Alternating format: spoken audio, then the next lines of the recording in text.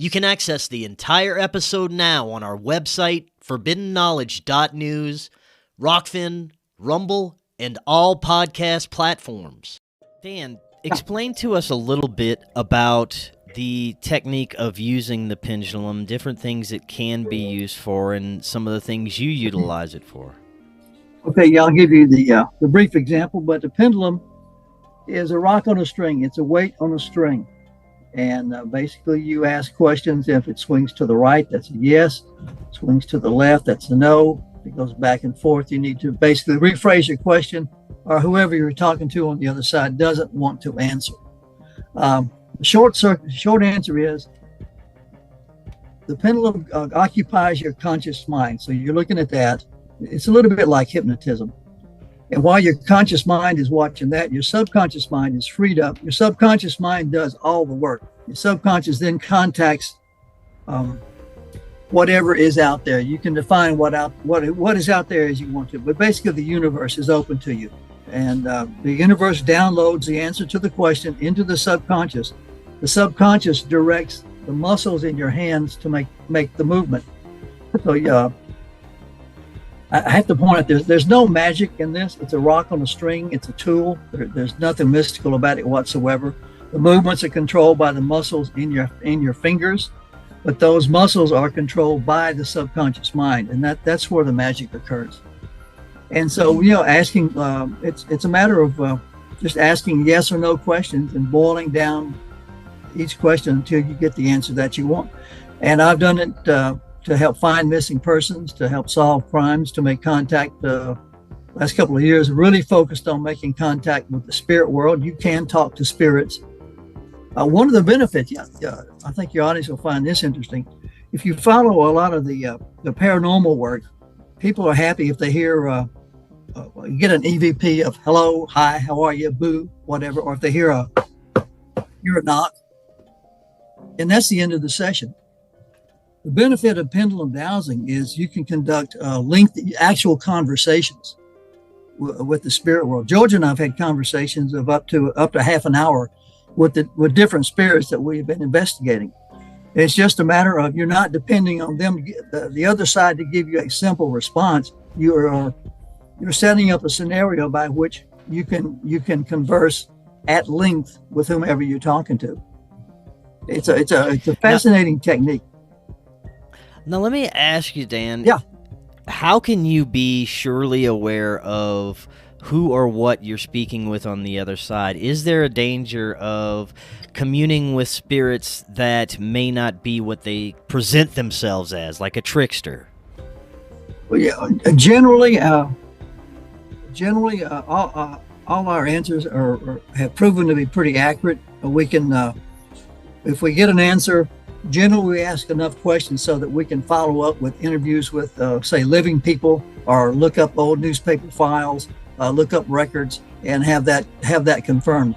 That being said, just because a guy crosses over doesn't necessarily mean they're not a trickster. We have encountered some spirits.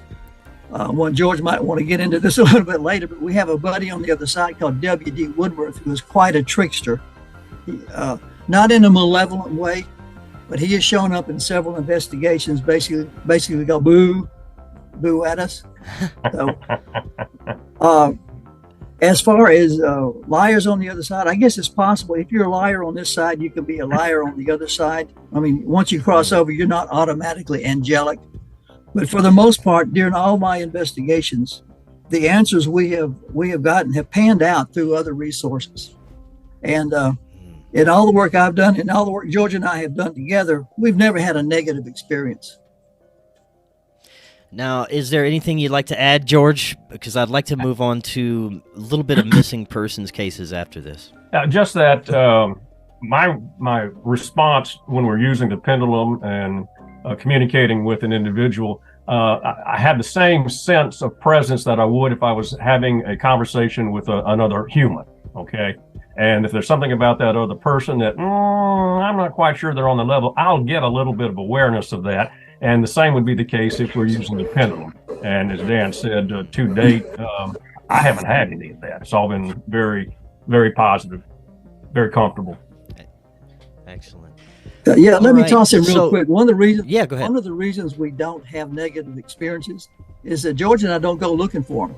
We don't want that dark side. We don't want anything to do with it. So it's a game of expectations. You get what you expect. We expect only positive results. So therefore, so far we've only gotten positive results.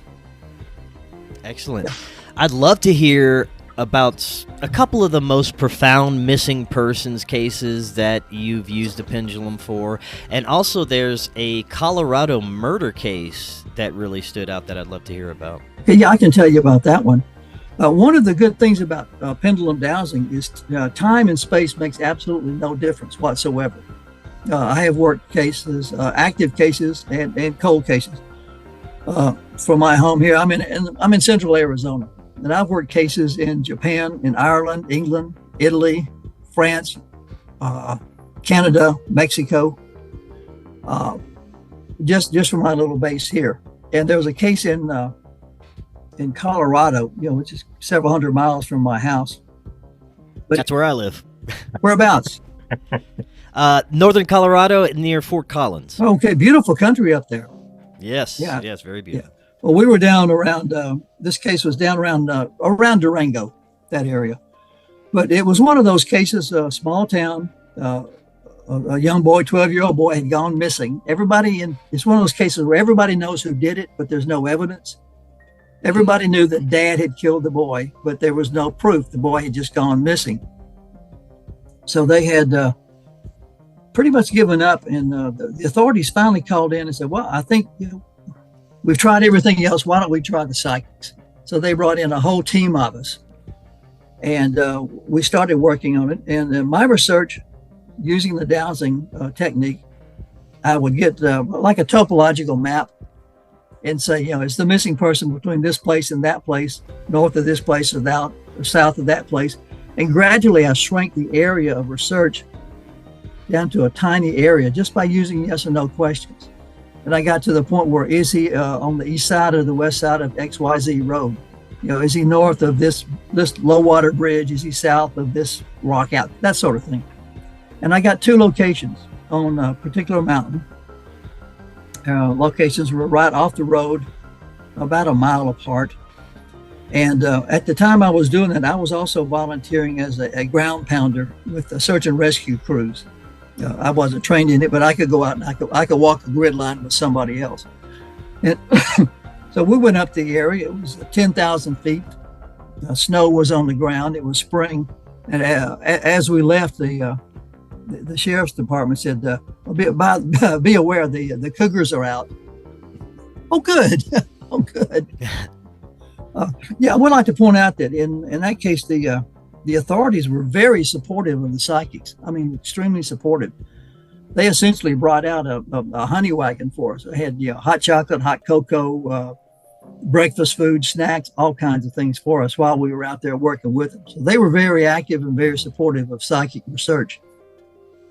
The bottom line to all this, we searched quite a long time, and the bottom line is we found some bones at I think he told me within 300 feet of one of my locations, they found some bones. It turned out to be, through DNA, they were the bones of the missing kid. Oh, wow. So, yeah, and I point out, the point of this on the topo map is about the size of a football field. So you're getting pretty close.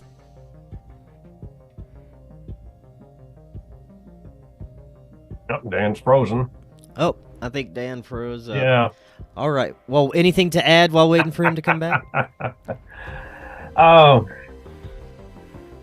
gosh. Kind of just reiterating what Dan mentioned about using the pendulum for an extended conversation. That is enormously useful. And we can give some examples of just how interesting that can be. And well, I'll go ahead and just give you an example. Okay. Yeah, go ahead. We mentioned Lindsay Higgins, the principal in Paranormal Pendulum 3, the woman who had all these encounters all through her life.